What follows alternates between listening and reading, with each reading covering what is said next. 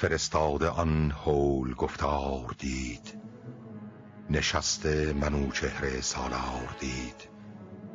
به پژمرد و برخاست لرزان ز جای، همان گه به زین اندر آورد پای. همه بودنی ها به روشن روان، بدیدان گرانمایه مرد جوان. که با سلم و با تور گردان سپهر، نبستیر چین اندر آرد به چهر. بیامد به کردار باد دمان، سری پر ز پاسخ دلی پر گمان. ز دیدار چون خاور آمد پدید، به هامون کشیده سراپرده دید. بیامد به درگاه پرده سرای، به پرده درون بود خاور خدای. یکی خیمه پرنیان ساخته، ستاره زده جای پرداخته. دو شاه دو کشور نشسته به راز، بگفتند کآمد فرستاده باز. بیامد همانگاه سالار بار، فرستاده را برد زی شهریار. نشستنگهی نو بیاراستند، ز شاه نوآیین خبر خواستند. بجستند هر گونه ای آگهی، ز دیهیم و از تخت شاهنشهی. ز شاه آفریدون و از لشکرش، ز گردان جنگی و از کشورش. و دیگر ز کردار گردان سپهر، که دارد همی بر منوچهر مهر.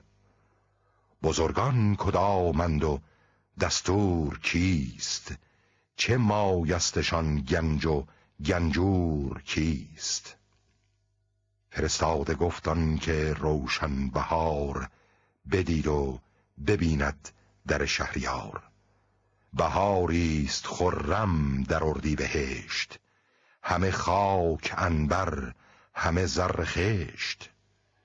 سپهر برین کاخ و میدان اوست، بهشت برین روی خندان اوست.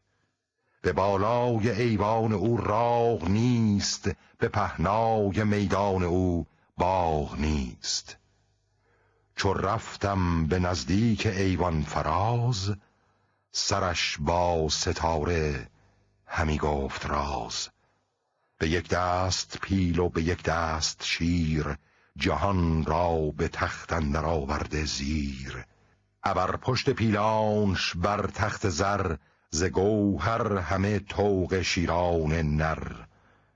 تبیر زنان پیش پیلان به پای، ز هر سو خروشیدن کرنای. تو گفتی که میدان بجوشد همی، زمین با آسمان بر خروشد همی. خرامان شدم پیش آن ارجمند، یکی تخت پیروزه دیدم بلند. نشسته بر او شهریاری چو ماه، ز یاقوت رخشان به سر بر کلاه. چو کافور موی و چو گلبرگ روی، دل آزرم جوی و زبان چرب گوی.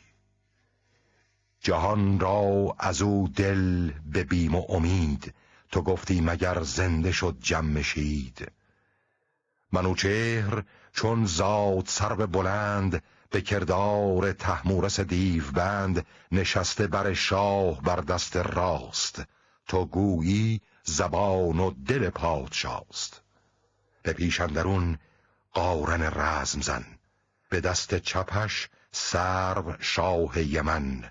چو شاه یمن سرو دستورشان، چو پیروزگر شاسپ گنجورشان.